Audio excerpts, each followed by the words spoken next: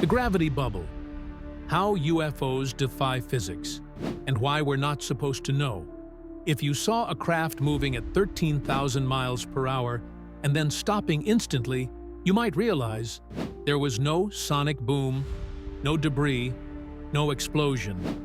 And somehow, the pilot survives. You wonder how it defeated the law of inertia.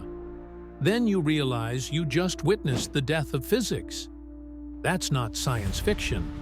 That's what U.S. Navy radar operators saw off the coast of San Diego in 2004.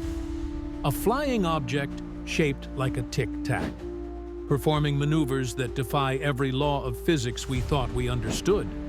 But what if there is a science behind it? What if we cracked it decades ago and buried it inside black projects and off-the-books military tech? This is the story of how gravity itself may have been hacked, and how a little-known theory called the gravity bubble explains all of it. From Bob Lazar's testimony to the U.S. patents your government hoped no one would read. In a conventional aircraft, movement through space creates resistance. Your body wants to stay still, but the plane moves, so you feel inertia. That's Newton's first law. It's why fighter pilots black out under heavy G-forces during sharp turns.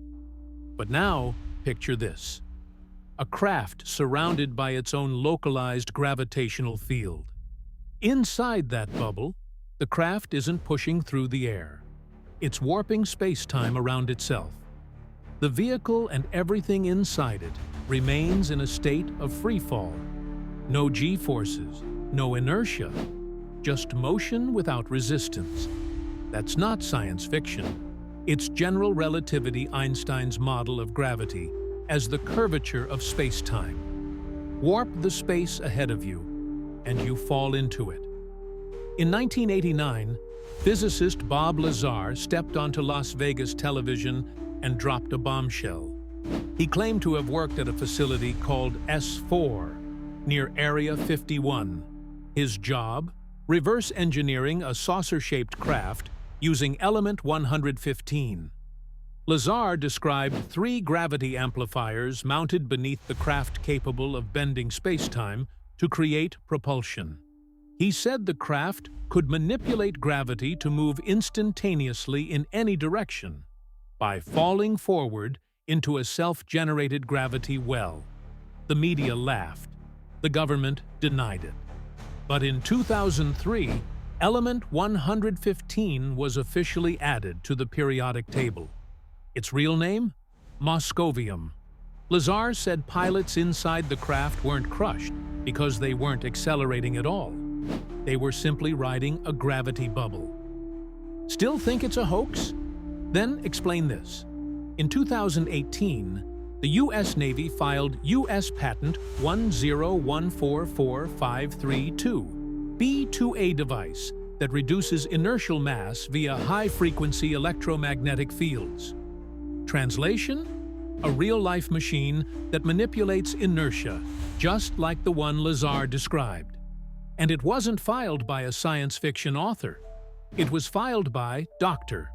Salvatore Pais, a Navy aerospace engineer who also filed patents for high-energy electromagnetic propulsion, room-temperature superconductors, a compact fusion reactor.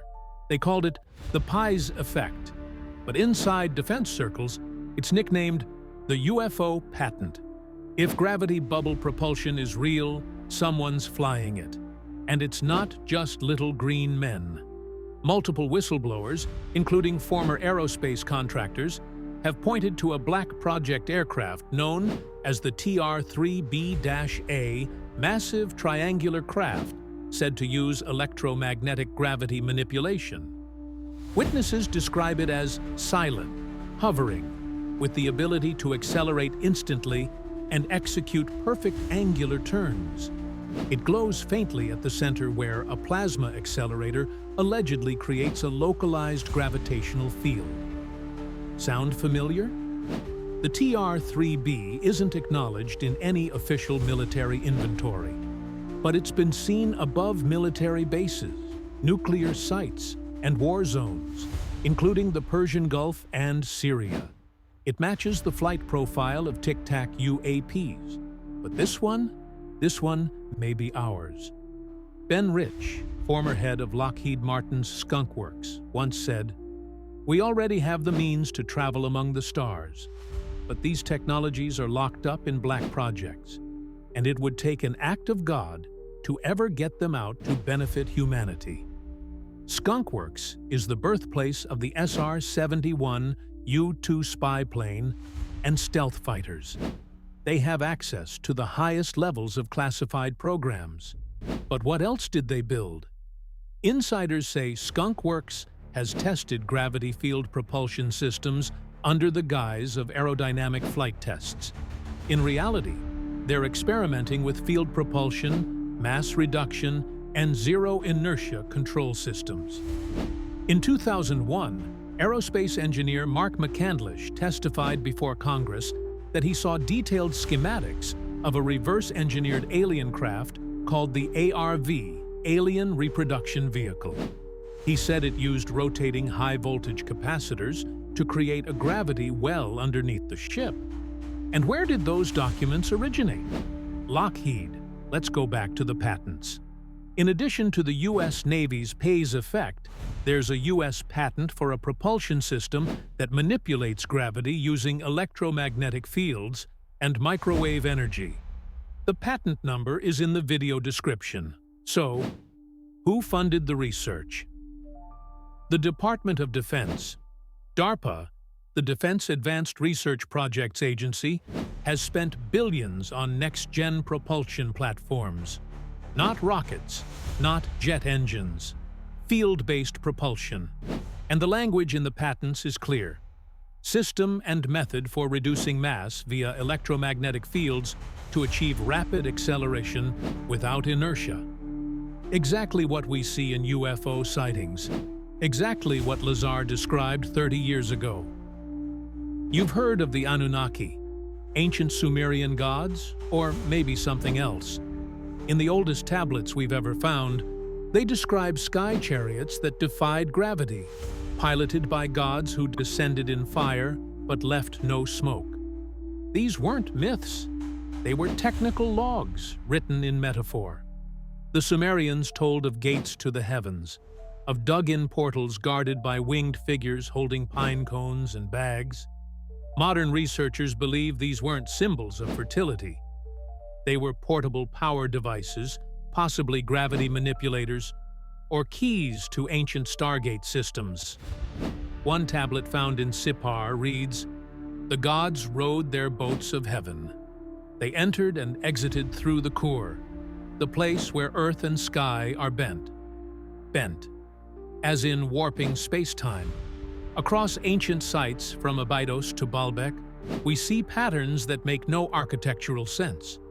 Spiral carvings, concentric chambers, star alignments. But look again. Those spirals mirror the field lines around a rotating electromagnetic gravity drive, just like the ones described in modern patents. Even the Nazca lines, once believed to be ritual paths, line up perfectly with energy dispersion patterns found in high-voltage capacitor arrays. And what about the Ark of the Covenant? A box said to cause levitation, generate heat, and kill on contact.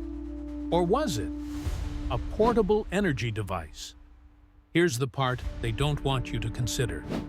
What if these gods didn't just visit? What if they left behind their technology, their architecture, and their physics? What if today's black projects aren't inventing anything at all, but reactivating ancient machines? In 2020, a leaked Pentagon document stated that certain recovered craft appear to have been excavated, not constructed, meaning they were dug up, buried, like tombs or vaults, or installations abandoned by something far older than any modern military, something with knowledge of gravity, and a reason to keep that knowledge hidden until the right moment. We didn't invent gravity bubbles, we remembered them. And now, someone's flying them. But the Pentagon calls that information classified, and we're not cleared for that. Join the hunt for more suppressed knowledge at Halt Videos on YouTube and Patreon.